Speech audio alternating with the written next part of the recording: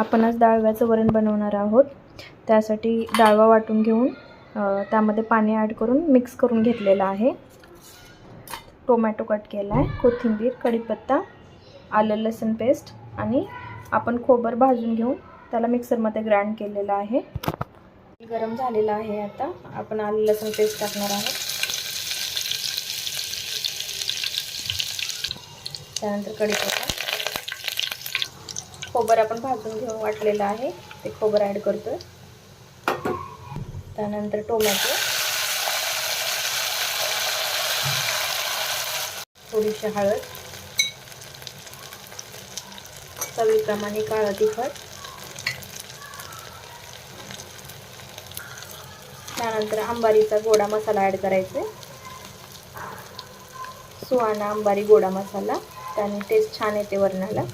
छान असं ऑइल सुटलेलं आहे आपल्या खोबरला। आपण आता मिक्स केलेलं डाळव्याची पावडर पाण्यामध्ये ते ॲड करणार आहोत।